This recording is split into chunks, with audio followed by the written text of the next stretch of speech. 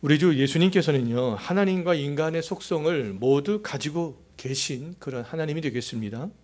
예수님은 하나님처럼 자기 백성을 사랑하시는 분이지만 또 자신을 믿지 않고 적대시하는 그 사람들에게는요, 분노하시고 또 책망하시고 심판하시는 분이 되겠습니다. 예수님께서는 믿음으로 나온 그런 병자들과 귀신 들린 사람들을 외면하지 않으셨잖아요. 그들에게 관심을 가지셨고 그들을 고쳐주셨습니다. 하지만 예수님을 대적했던 바리새인들이나 서기관들과는 논쟁을 하셨던 것들을 볼 수가 있고요. 예수님을 하나님의 아들로 믿지 않았던 그 고향 사람들인 나사렛 사람들과 예수님의 그러한 육신의 가족들은 또 때때로 외면하기도 했습니다. 예수님을 따르는 제자들이라 할지라도 믿음이 없는 모습을 보였을 때에는 가차없이 책망하시는 것들을 볼 수가 있었어요. 제자들이 예수님께 보인 다양한 근데 반응에 따라서 예수님도 제자들에게 각기 다른 그런 반응의 모습을 보이는 것들을 볼 수 있습니다. 제자들뿐만 아니라 많은 사람들에게도 역시 마찬가지가 되겠습니다. 오늘 본문 말씀을 통해서도 우리들은 그 사실들을 다시 한번 확인할 수 있는데요. 예수님께서 우리를 어떻게 보실지, 또 지금 우리가 예수님을 향하여서 어떤 반응을 보이고 어떤 감정을 갖고 있고 또 어떤 생각을 하고 있는지 오늘 말씀을 통해서 한번 생각해 볼 수 있는 그런 시간들이 되었으면 좋겠습니다. 지난주 말씀에서 살펴보았듯이 예수님께서는 제자들을 둘씩 짝지어 전도 현장으로 그렇게 보내셨잖아요. 전도 현장에서 돌아온 제자들은 예수님께 모여서 자기들이 어떻게 전도했는지 예수님께 고하기 시작합니다. 근데 30절 한번 보십시오. 거기 고하기 시작했다라고 말씀하고 있는데 낱낱이 고했다라고 그렇게 말씀하고 있잖아요. 제자들은 전도하면서 있었던 모든 이야기를 아주 자세하게 다 예수님께 보고한 것입니다. 낱낱이 보고했다는 것을 통하여서 제자들이 정말 최선을 다해서 전도했다라는 것들을 우리는 좀 생각을 할 수가 있겠습니다. 제자들이 정말 최선을 다해서 전도하지 않았다면 이렇게 세세하게 낱낱이 예수님께 보고하지 않고 그냥 보고하기 싫어서 어떻게 하면 그 시간을 때울 수 있을까? 대충대충 그렇게 하지 않았겠어요? 그런데 여기서는 낱낱이 보고했다 이렇게 말씀하고 있습니다. 전도는 회개를 선포하는 것이고요. 복음을 믿으라고 그렇게 증거하는 거잖아요. 이러한 전도는 근데 예나 지금이나 쉽지 않은 일이지만 훈련 과정에 있었던 제자들은 정말 예수님 앞에서 낱낱이 고할 수 있을 정도로 전도를 최선을 다해서 하고 돌아왔던 거죠. 회개를 선포하고 복음을 증거하는 전도는 근데 시대를 막론하고 제자로 부름받은 모든 사람들이 다 해야 되는 일임에는 틀림이 없잖아요.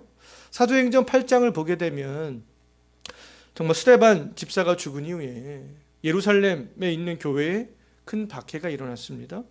박해 때문에 사도들을 제외하고 다른 모든 성도들은 유대와 사마리아 땅으로 흩어지게 되었잖아요. 그들은 흩어지면서 유대인과 헬라인을 가리지 않고 모두에게 다 복음을 증거하는 것들을 볼 수 있어요. 흩어지면서 근데 복음을 증거한 사람들은 어떤 특별한 사람들이 아니었다는 거예요. 그냥 예루살렘 교회를 구성하고 있던 평범한 그러한 성도들이었다는 겁니다. 그래서 전도는 이렇게 시대를 막론하고 예수님의 제자로 부름받은 모든 사람들이 예수님 앞에서 낱낱이 고할 수 있을 정도로 최선을 다해야 되는 일들이라는 거예요. 누구나요. 평범한 성도들이라도 예수님께 부름받은 사람들이라면요. 근데 최선을 다해서 우리가 이렇게 전도할 수 있는 방법은요, 하나밖에 없습니다. 그 방법이 무엇인가? 전도의 방법들, 전도 세미나가 굉장히 많지만 그 방법들을 다 내가 안다고 해도 그 스킬들을 내가 다 가지고 있다고 해도 내가 전도의 책에 대해서 10권, 20권, 100권을 읽었다고 해도 근데 이것이 없으면 소용이 없다는 거예요. 그것이 무엇인가? 34절 한번 보십시오. 어떤 마음을 갖는 것이겠어요? 예수님처럼 무리를 보시고 그 많은 영혼들을 보면서 불쌍히 여기는 마음을 갖는 것입니다. 근데 예수님께서 불쌍히 여기셨던 그 이유가 뭐였습니까? 그 큰 무리들이, 빈들에 아주 그냥 많이 모여 있는 그 무리들이 진정한 목자가 누구인지 모르고 떠도는 것을 보면서 불쌍히 여기셨던 것이죠. 진정한 목자에게서 선포되는 그 말씀을 듣지 못하는 그 영혼들을 보면서 예수님께서는 불쌍히 여기셨던 겁니다. 오늘날에도 대부분의 많은 사람들은 세상의 풍요로운 삶으로 잘 안내해 주는 사람이 목자라고 생각하는 그 사람들을 따라가는 사람들이 있잖아요. 10억을 만들어 줄 수 있는 사람, 주식을 통하여서 성공시켜 줄 수 있는 사람, 등등. 나의 부동산을 증식시켜 줄 수 있는 사람, 재테크를 잘하게 줄 수 있는 사람, 그들이 정말 나의 목자가 아닌가. 자기는 목자라는 단어를 사용하지 않지만 은연중에 목자라고 생각하고 그들의 말을 따라가고 있는 거 아니겠습니까? 또 성경에서 말하는 어떠한 정말 진정한 가정의 모습이나 부부의 관계라든가 부모와 자녀의 관계라든가 고용주와 고용인의 관계라든가 아니면 국가의 위정자들과 국민들의 관계 등을, 이런 것들은 전혀 생각하지 않고 내 인생은 내 것이 아니겠어? 하면서 자기 멋대로 자기 마음대로 살아가는 것이 진정한 삶인 줄 알고 그렇게 살아가는 사람들이 많이 있잖아요. 그러한 사람들의 생각과 가치관이 어떻게 형성이 되었겠습니까? 무엇을 보든지 무엇을 읽든지 듣든지 그렇게 해서 그러한 가치관이 형성이 된 것이 아니겠어요? 그들은 그런 생각과 자기의 그런 가치관을 가지고 그것이 목자인 줄 알고 그렇게 따라가는 삶들을 살아가고 있는 것이 아니겠어요?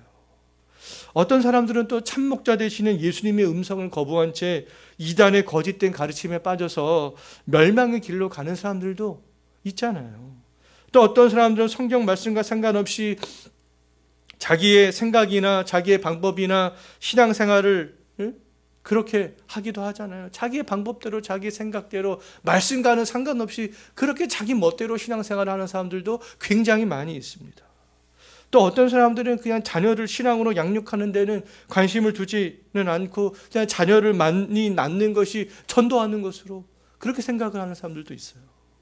물질이나 프로그램으로 또 사람들의 환심을 사는 것을 전도라고 그렇게 생각하는 사람들도 있습니다. 모든 성도들이 해야 할 전도는 목자 되시는 그런 예수님을 알지 못한 사람들에게 회개를 선포하는 것이고요, 복음을 증거하는 거예요. 그것만이 우리의 목자 되시는 예수님께 인도할 수 있는 유일한 방편이기 때문에 그렇습니다. 그리고 전도자에게 필요한 한 가지는 예수님의 음성을 듣지 않고 자기 멋대로 살아가는 사람들을 볼 때 정말 불쌍히 여기는 마음을 갖는 것이죠. 그 마음이 있을 때 정말 우리가 전도 현장으로 달려가 최선을 다해서 예수님 앞에서 낱낱이 구할 수 있을 정도로 그렇게 전도의 삶들을 살아갈 수 있게 되는 것입니다. 최선을 다해서 전도한 제자들에게 예수님께서 어떤 말씀을 하셨는가? 31절 한번 보십시오. 최선을 다하고 온 제자들에게 예수님께서 어떻게 말씀하셨어요? 사람이 없는 한적한 곳에 가서 잠깐 쉬어라. 쉬어라. 이렇게 말씀하셨잖아요. 정말 목사로, 교사로, 집사로, 교회의 여러 봉사자로, 그리고 교회를 세워가는 성도로 부름받은 사람들이 주의 일을 하다가 쉬어야 될 때가 있다는 거예요. 예수님처럼 정말 불쌍히 여기는 마음으로 말씀을 가르치고 제자들처럼 전도에 대해서 예수님 앞에서 낱낱이 고할 것들이 있을 때 쉬어야 될 때라는 겁니다. 제자들처럼 최선을 다해서 전도했을 때 쉬어야 될 때라는 거예요. 최선을 다해서 맡겨진 사명과 직분을 감당했을 때 쉬어야 될 때라는 겁니다. 그때는요, 좀 당분간이라도 좀 쉴 수 있어야 된다는 거예요. 예수님께서 지금 제자들이 잠깐 쉬기를 원하고 있잖아요. 왜냐하면 우리들이 영적으로 육체적으로 탈진되는 것을 원하지 않기 때문에 그렇다는 겁니다. 다시 재충전되는 것들을 원하시기 때문에 그렇다는 것이죠. 쉼을 통하여서 예수님께서는 회복되기를 원하기 때문에 그렇다는 겁니다. 회복되어야 또 맡겨진 사명들을 감당할 수 있기 때문에 쉬라고 그렇게 말씀을 하셨던 것이죠. 하지만 하나님의 나라를 위해서, 복음 증거를 위해서 예수님 앞에서 낱낱이 고할 수 있을 정도로 최선을 다하지 않았다면 쉬어야 할 때가 아니라는 거예요. 예. 그러면 쉬어야 할 때가 아니면 뭐 해야 될 때입니까? 전도해야 될 때라는 겁니다. 전도해야 될 때. 예. 저도 이 말씀들을 한번 곰곰이 생각을 해봤어요. 저도 요즘 그 어느 때보다도 좀 쉬고 싶다는 생각이 굉장히 많이 들었는데요. 저도 한 전도사 때부터 지금 전도사 신대원 1학년 때부터 지금 목회를 거의 사역을 한 20년 정도 했어요. 20년 정도 이렇게 하면서 쉰 적이 단 한 번도 없어요. 또 저희 같이 작은 교회는 작은 교회 목사가 뭐 하나에서부터 교회 행정에서부터 말씀 가르치는 것에서부터 설교에서부터 뭐 하나 고치고 시설하는 것부터 다 해야 되잖아요. 거의 20년 동안 그런 일들을 많이 신경 쓰고 하다가 보니까 요즘에 쉬고 싶은 생각이 한 문득문득 들었는데요. 그런데 이 어저께 이 말씀을 워드를 치면서 설교를 준비하면서 다시 저에게는 재충전이 되었어요. 도전이 되었습니다. 나는 쉬어야 될 때가 아니구나. 나는 쉬어야 될 때가 아니구나. 나는 더 열심히 전도 사역을 해야 될 때구나. 나는 아직까지 예수님 앞에 내가 이 사역들을 내가 낱낱이 고할 수 있을 정도로 열심히 했는가? 그렇지 않은 것 같아요. 그래서 다시 한번 열심을 내서 저는 사역의 현장에서 열심히 뛰기로 했습니다.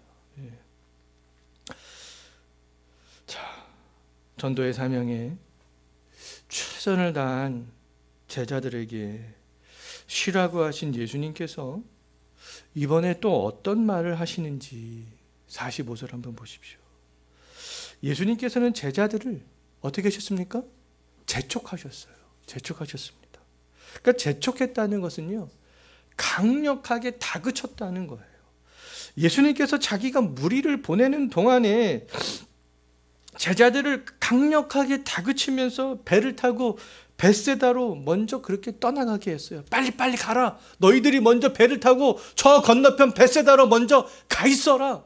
예수님께서 아주 강력하게 제자들을 다그치셨다는 거예요. 예수님께서 제자들을 이렇게 재촉하신 이유는 좀 잠시 후에 살펴보겠지만 무리들과 떼어놓기 위해서 이렇게 강력하게 재촉하신 것을 볼 수가 있습니다. 예수님이 제자들과 무리들을 떼어놓으려고 한 그 시점은요, 예수님께서 물고기 2마리와 떡 5개로 오병이어의 기적을 행하신 이유였어요.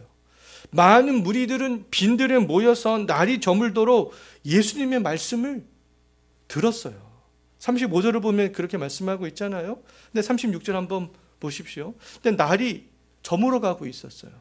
오랫동안 그 많은 사람들이 빈들에서 예수님께서 가르치시는 말씀을 듣고 있었습니다.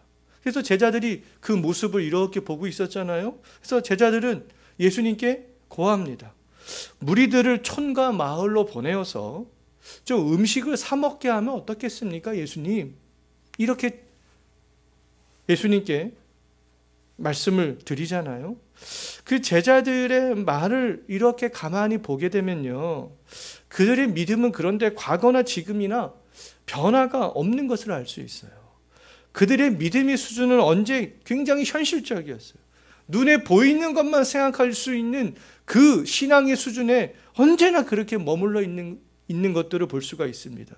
그들은 이번에도요, 예수님이 함께 있음에도 불구하고 전혀 믿음의 반응을 보이지 않았고요, 예수님께 그 어떤 것도 기대하지 않고 있는 것들을 그 말 속에는 내포가 되어져 있는 것을 알 수 있어요. 제자들은 예수님이 기적을 행하시는 것들을 지금 많이 경험했잖아요. 제자들은 예수님이 귀신 들린 사람과 병자를 고치는 것도 보았고요, 바람과 바다를 잔잔케 하시는 것도 보았고요, 죽었던 야이로의 딸을 살리는 것도 보았잖아요. 근데 적어도 이쯤 되면 어떤 마음이 드는 게 정상이겠어요? 예수님께서 이 빈들에서도 좀 보여주시지 않겠는가? 예수님 좀 그런 마음이 들어야 정상적인 것 같아요. 근데 제자들은 예수님의 또 이렇게 현실적인 제안들만을 하는 것들을 볼 수가 있습니다. 예수님께 뭐 기대하는 것이 없었어요. 믿음으로 그들은 지금 반응을 보이지 못하고 있습니다. 우리들도 이렇게 곰곰이 생각해 보면 신앙생활을 하면서 항상 현실적으로만 신앙생활을 하려고 하는 그런 모습들이 있는데요. 좀 우리가 예수님께 기대도 하고 믿음의 소망도 가지고 그럴 수 있었으면 좋겠어요. 37절 한번 보십시오. 예수님께서 제자들에게 뭐라고 말씀하십니까? 너희가 먹을 것을 주라. 이렇게 말씀하시잖아요. 예수님께서 이렇게 딱 한 말씀을 던지자 제자들은 이번에도 머리를 빠르게 회전시킵니다. 요한복음을 보게 되면 빌립이 이제 그렇게 머리를 빠르게 회전시킨 것을 알 수 있는데요. 빌립이 머리가 상당히 좋았던 것 같아요. 그래서 딱 어떤 것을 계산해 냅니까? 사람들을 딱 보더니 예수님, 저 많은 사람들을 먹이려면 200데나리온의 돈이 필요합니다. 그 당시에 돈의 단위가 여러 가지가 있었는데요. 드라크마는 그리스의 어떤 은화의 단위였다면요. 데나리온은 로마 제국의 은화의 그런 돈의 단위였어요. 한 데나리온은 당시의 일반 노동자의 하루 품삯이었다고 하는데요. 만약에 오늘날로 환산을 하게 되면 하루 노동자의 품삯을 뭐 대략 한 10만 원 정도 잡으면 한 2천만 원이나 되는 돈이 그렇게 필요했다는 것이죠. 제자들은 200데나리온만 있으면 정말 마을로 가서 먹을 것을 좀 사올 수 있다는 그런 생각을 했어요. 그들을 좀 먹일 수 있다는 그런 생각을 했던 것입니다. 하지만 우리에게 200데나리온이나 되는 돈이 어디 있습니까? 그렇기 때문에 제자들은 저 많은 무리를 먹일 수가 없습니다. 이런 뉘앙스가 그 말에는 내포가 되어져 있는 거예요. 부정적인 의미가 그들의 말들에는 내포가 되어져 있는 것입니다. 현실적으로 보십시오. 우리에게 돈이 어디 있습니까? 그 돈이 없기 때문에 저 많은 무리들을 우리는 먹일 수가 없습니다. 이런 생각을 내포하고 예수님께 말씀을 드렸던 거죠. 제자들이 이렇게 부정적인 대답에도 불구하고 예수님께서는 제자들에게 뭐라고 말씀하시냐 하면 저 무리들에게로 가서 떡이 몇 개나 있는지 알아보라. 예수님께서 이렇게 말씀하십니다. 제자들은 떡 5개와 물고기 2마리가 있음을 예수님께 보고하잖아요. 예수님께서는 제자들이 가져온 떡 5개와 물고기 2마리를 가지고 남자만 5,000명을 먹이시고 12바구니를 남기셨다 라고 그렇게 되어져 있습니다. 근데 요한복음을 보게 되면 떡 5개와 물고기 2마리는 한 아이가 가지고 있었던 그러한 양식이었어요. 예수님의 제자들은 믿음의 눈으로 보고 또 믿음으로 생각할 수는 없었지만 예수님의 말씀에는 그런데 한 가지 그들의 장점은 언제나 귀를 기울였고 예수님께서 뭐라고 말씀하시면 그래도 순종했다는 거예요. 알아보라 라고 하니까 무리로 들어가서 알아보고 있잖아요. 예수님께서 빈들에서 행하신 오병이어의 이 기적은요, 예수님의 말씀에 믿음은 부족했지만, 믿음으로 예수님께 무엇을 기대하지는 못했지만 그래도 말씀에 순종하여 무리에게 들어가 먹을 것을 알아본 제자들의 그 작은 순종과 자기의 양식을 내어준 그 한 아이의 순종을 통하여서 이루어졌던 결과물이라고 볼 수 있습니다. 예수님은 제자들의 그런 작은 순종과 한 아이의 작은 순종을 통하여서 무리들에게 먹을 것을 나눠줄 수가 있었던 것이죠. 신앙생활을 할 때 우리가 이성과 감성과 의지 중에서 가장 앞서야 될 것은 제가 뭐 계속 여러 번 예전에도 강조했지만 이성이잖아요. 이성. 이성과 감성과 의지 중에 앞서야 될 건 이성이에요. 우리의 감성을 먼저 앞세워서는 안 되는 것입니다. 이성은 그런데 내 생각을 앞세우는 것이 아니에요. 이성이라는 것은 말씀을 앞세우는 겁니다. 말씀을 앞세우는 것이 진정한 이성이라고 말할 수 있어요. 내 생각을 앞세우면 빈들에서 많은 무리를 먹이는 것은 불가능하게 보입니다. 하지만 말씀을 앞세워서 하나님이신 예수님을 생각한다면 예수님이 그 능력을 생각한다면 예수님에 대해서 희망을 갖게 된다는 거예요. 신앙생활을 할 때 내 생각이 아니라 정말 말씀 앞에서 순종하는 그 이성, 말씀을 믿는 이성을 앞세운다면 예수님께서 행하시는 놀라운 일들을 경험할 수 있게 된다는 것이죠. 예수님은 빈들에 있는 무리들에게 먹을 것을 주실 때에 어떤 방법으로 주셨는가? 39절과 40절 한번 보십시오. 예수님께서는 무리들을 푸른 잔디에 앉게 하시고 100명씩 50명씩 그렇게 앉게 했잖아요. 또 41절과 42절도 보십시오. 예수님께서는 떡 5개와 물고기 2마리를 가지고 축사하시고 떡을 떼어 무리들에게 나누어 주자 그 많은 무리들이 다 배부르게 먹었다. 이렇게 말하고 있어요. 이 예수님께서 먹을 것을 빈들에서 나누어 주셨던 이 장면은요, 마치 광야에 있었던 이스라엘의 백성들의 모습을 연상케 합니다. 그 이스라엘 백성들이 광야의 길을 갈 때 이스라엘 백성들은 1000명, 100명, 50명, 10명을 담당하는 그런 재판장들을 세웠어요.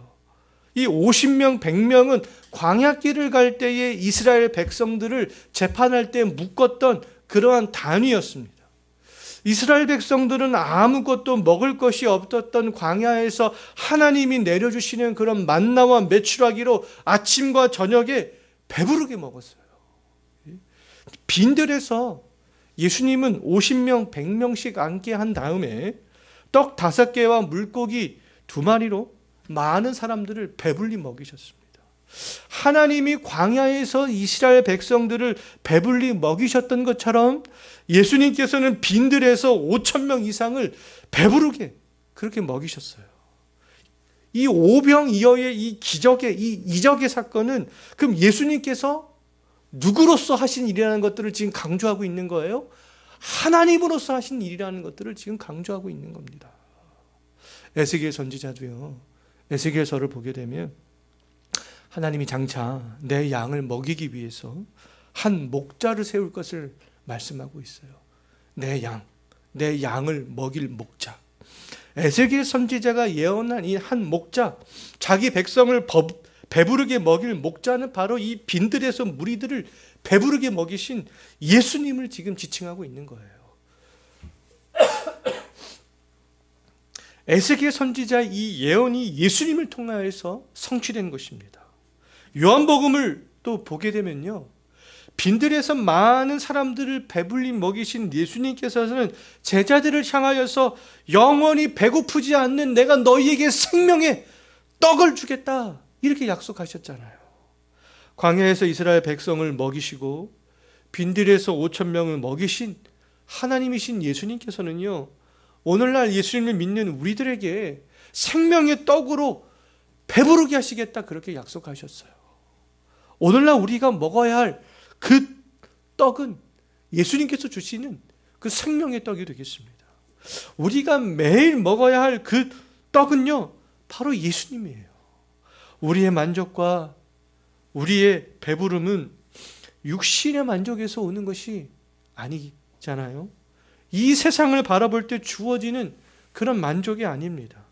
물질과 비례해서 찾아오는 그런 만족이 아니라는 거예요. 누구에게는요, 예수님을 믿는 우리에게는 그렇다는 겁니다. 오늘날 예수님을 믿는 신앙인들의 배부름은 예수님을 통하여서 충분히 얻을 수 있다는 거예요. 우리는 예수님을 통해서 예수님이 주시는 그런 생명의 떡과 양식을 통하여서 만족함들을 누릴 수 있다는 거죠. 예수님을 통해서 주어지는 생명의 떡은 비천에 처해 있을 때에도, 궁핍에 처해 있을 때에도 만족함을 누릴 수 있는 그런 신비한 떡이 되겠습니다. 그래서 고린도후서 6장 4절과 10절, 4절에서 10절 말씀을 보게 되면요, 환난과 궁핍과 고난과 매맞음과 갇힘과 난동과 수고로움과 자지 못함과 먹지 못함 가운데서도 깨끗함과 지식과 오래 참음과 자비함과 성령의 감화와 거짓이 없는 사랑과 진리의 말씀과 하나님의 능력으로 의의 무기를 좌우에 가질 수 있는 사람들이며, 무명한 자 같으나 유명한 자요, 죽은 자 같으나 살아있고 징계를 받는 자 같으나 죽임을 당하지 아니하고, 근심하는 자 같으나 항상 기뻐하고, 가난한 자 같으나 많은 사람을 부유하게 하고, 아무것도 없는 자 같으나 모든 것을 가진 사람이다. 이렇게 바울이 고백하고 있어요.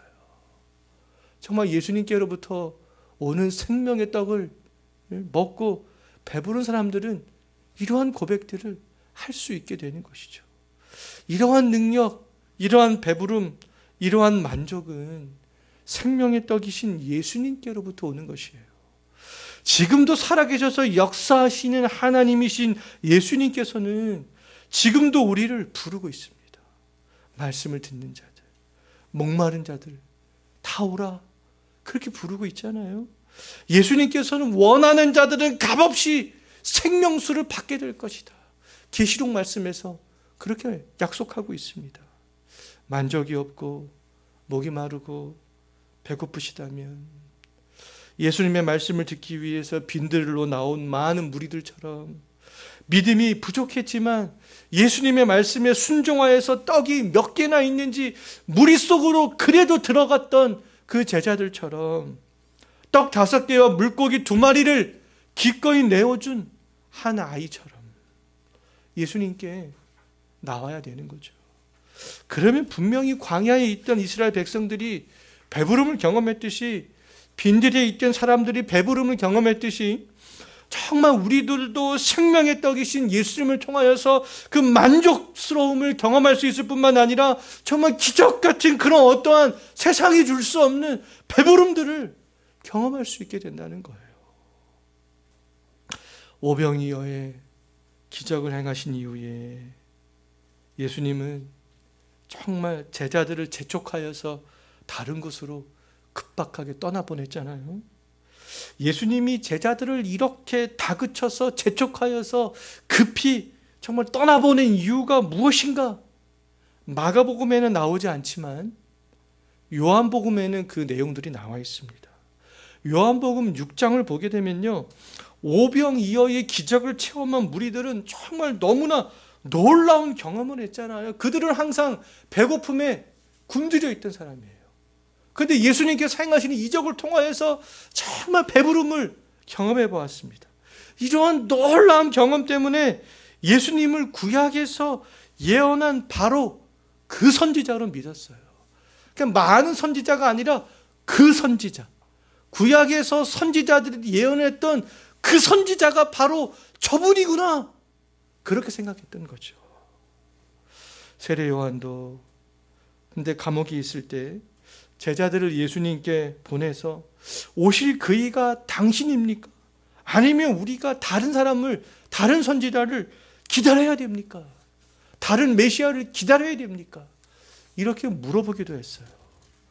유대인들은 좀 전에 말씀드렸듯이 에스겔이나 또 신명기 이런 말씀을 비롯하여서 구약 곳곳에서 장차 오실 선지자, 목자, 다윗의 정말 자손 등으로 지칭한 메시아를 그들은 기다리고 있었어요.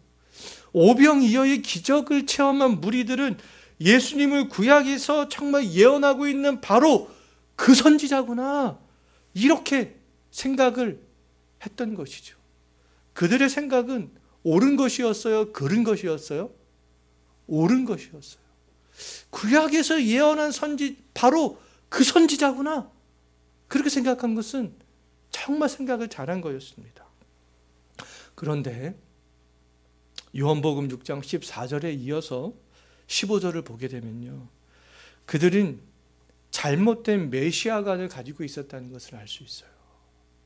요한복음 6장 15절을 보게 되면 오병이어의 이적을 체험한 그 무리들은 예수님을 억지로 붙들어서 이제 임금을 삼으려고 하는 것들을 볼 수 있습니다.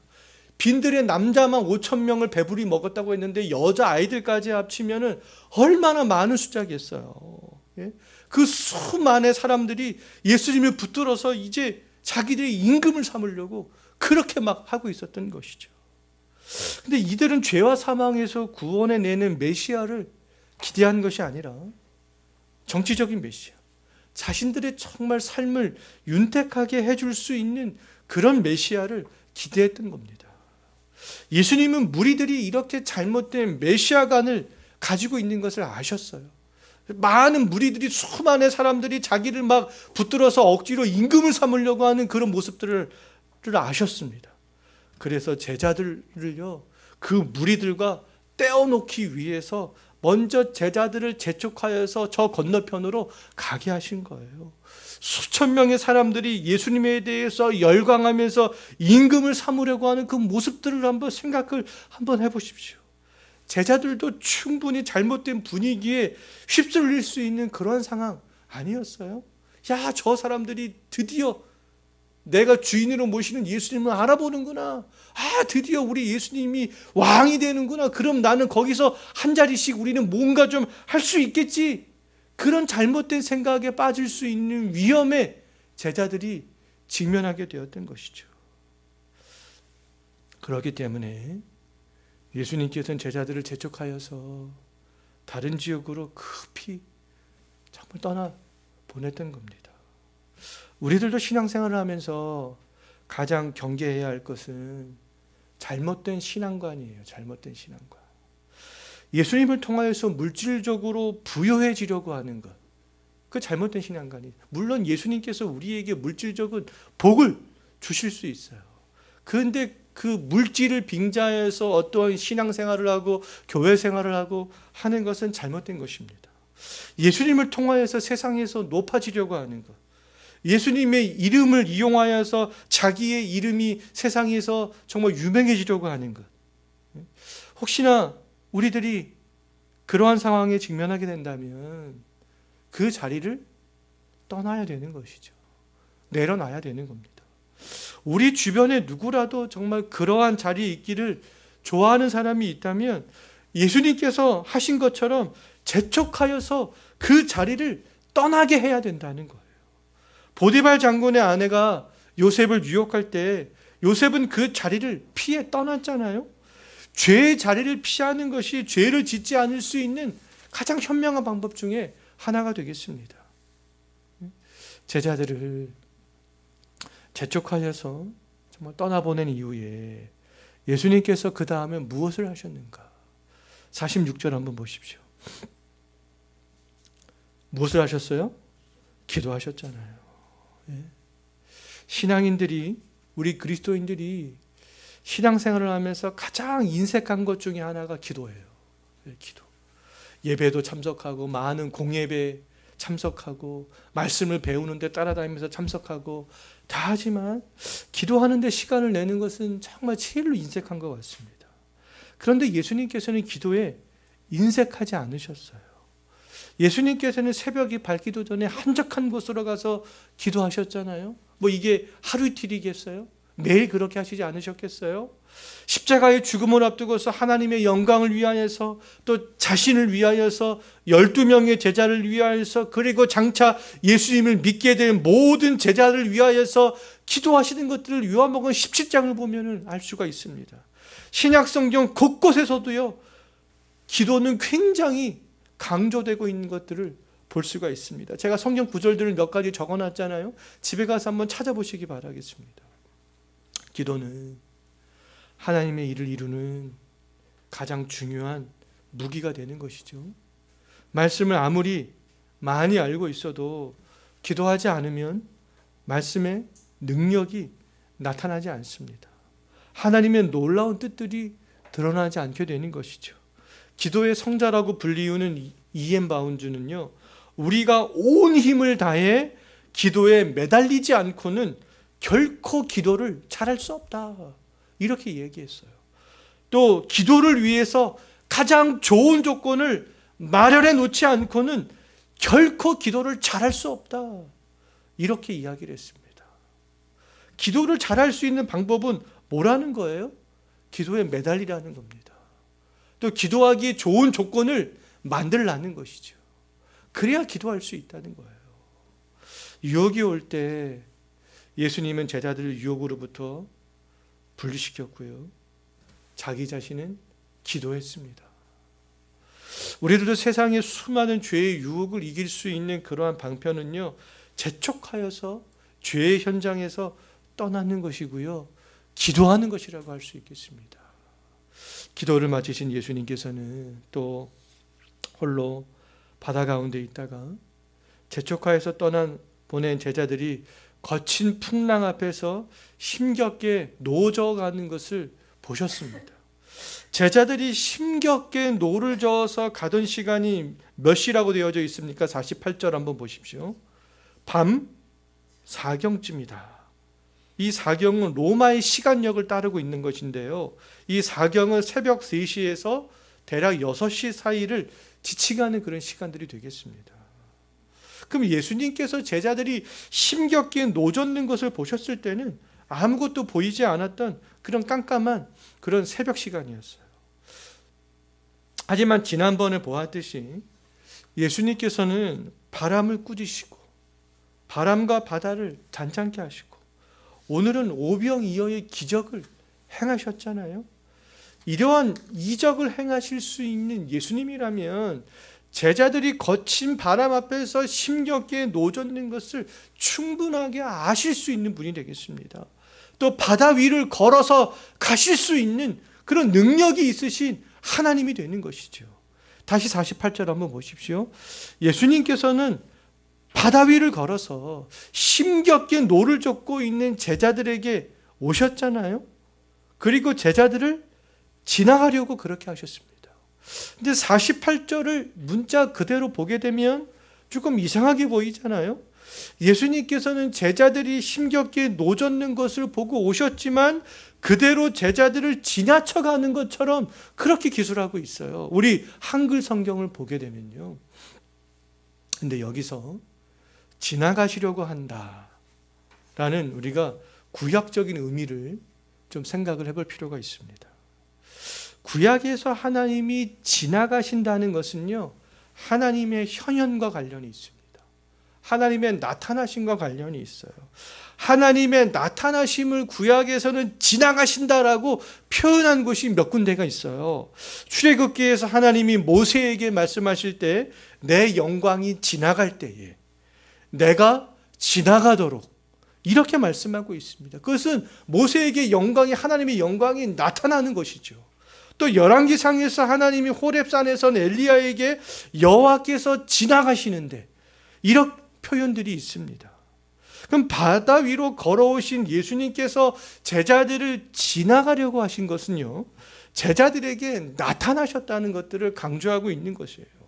마가가 제자들에게 오신 예수님이 지나가려고 이렇게 표현하고 있는 것은요, 하나님이신 예수님이 나타나셨다는 것을 강조하고 있는 겁니다. 똑같은 동일한 사건이 요한복음과 마태복음에도 나오는데요, 그냥 마태복음과 요한복음에는 그냥 예수님께서 오셨다라고만 표현하고 있어요.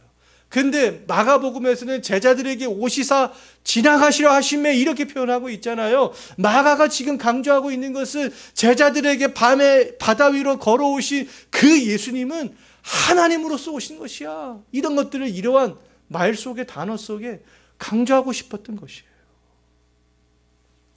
제자들은 바다 위로 걸어오신 예수님을 보면서 근데 유령인 줄 알고 놀라면서 소리를 지릅니다. 근데 바다 위로 걸어오신 분은 유령이 아니라 하나님이신 예수님이었잖아요. 예수님께서 제자들에게 나타나셔서 어떤 말씀을 하셨는가? 50절 하반절 한번 보십시오. 뭐라고 말씀하세요? 안심하라, 내니 두려워하지 말라. 이렇게 말씀하십니다.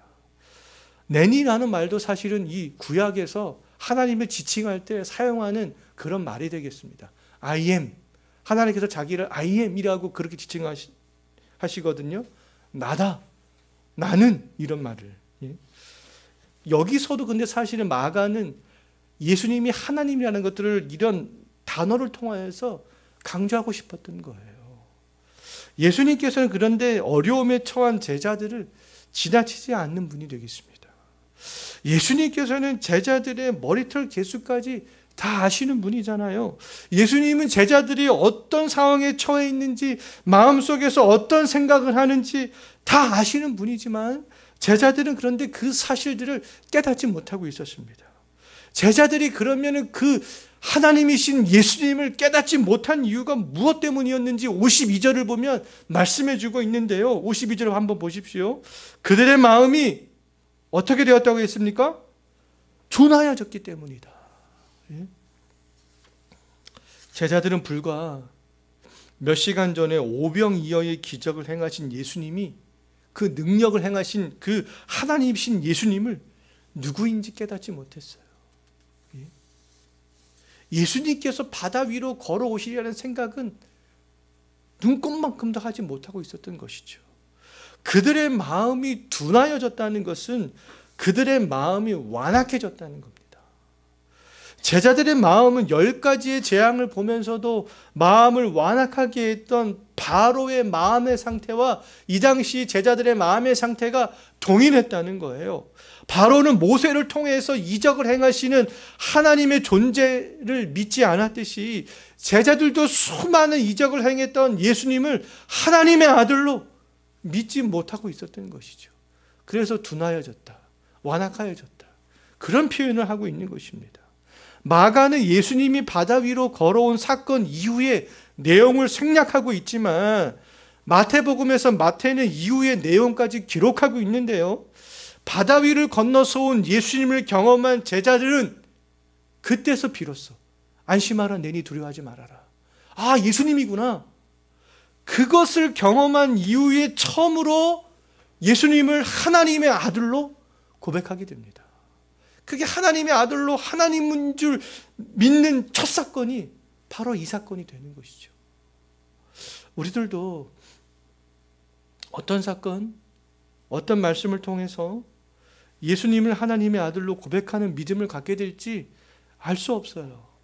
제자들처럼 마음이 완악해져서 예수님이 하나님이라는 사실을 잊을 수도 있습니다. 그럼에도 우리가 기억해야 될 것이 있는데요. 제자들처럼 언제나 예수님 안에 있어야 된다는 거예요. 예수님 안에서 예수님의 행하신 일들에 대해서 듣거나 직면하게 될 때 애굽의 바로처럼 완악한 마음을 붙잡지 않고 있는 것입니다. 언제나 예수님 안에 있으려고 하는 거예요. 믿음이 연약한 사람들은 교회 나오기 싫어하잖아요. 코로나 때문에 또 교회를 또 기회 삼아 나오지 않는 사람들이 많이 있잖아요. 그런데 그냥 교회를 안 나와서는 안 된다는 거예요. 교회를 못 나오는 상황에서도, 아니면 또 나가기 싫어서 안 나가는 상황일지라도 항상 예수님의 말씀 안에서 고민하려고 하고 예수님 안에서 있으려고 하고 말씀을 듣고, 그런 것은 굉장히 중요하다는 것이죠. 우리의 믿음이 둔하여지려고 할 때, 또는 둔해졌을지라도 자기 백성들과 함께 하시는 그 예수님을 우리는 기억할 수 있어야 되는 것이죠. 제자들이 노젓는 것을 보시고 예수님께서 오셨잖아요. 항상 자기 백성에게 관심을 갖고 계시는 그 하나님을 우리는 믿고 알고 있어야 되는 겁니다. 우리의 모든 것을 속속들이 다 아시는 부활하신 예수님께서 세상 끝날까지 내가 너희와 함께 하겠다 약속하셨잖아요. 세상 끝날까지. 지금 우리가 죽어도 또 제자들, 또 다른 제자들, 또 다른 제자들이 또 만들어질 거 아니겠어요? 예수님께서 다시 재림하실 때까지 그 모든 제자들과 예수님께서 함께 하실 것을 지금 약속하고 있는 것이죠. 우리와 함께 하시는 그 예수님을 확신한다면 분명히 그 믿음의 위기와 인생의 위기에서 돌파구들이 열려지게 될 줄 믿습니다. 우리는 오늘 말씀을 통해서 제자들의 믿음과 또 감정의 상태에 따라서 각각 다르게 반응하시는 예수님의 모습을 살펴봤어요. 예수님께서는 제자들의 상태에 따라서 각각 다르게 그렇게 반응을 하시는 것은 예수님이 제자들을 살펴보고 있기 때문만이 아니라 제자들의 생각과 감정의 상태까지 다 아시기 때문에 그렇습니다.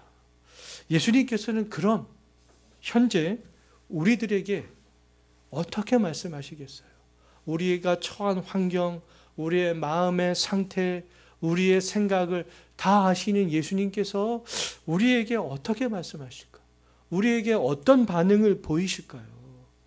정말 최선을 다해서 너희가 복음을 증거했으니 가서 쉬어라. 좀 쉬어라. 영적인 재충전을 하기 위해서 쉬어라. 이렇게 말씀하실지, 아니면 세상의 유혹으로부터 떠나기를 재촉하실지, 위기에 빠진 우리들을 돕기 위해서 우리를 지나가실지, 한번 깊이 있게 생각해 볼 수 있는 한 주가 되었으면 좋겠습니다. 기도하겠습니다.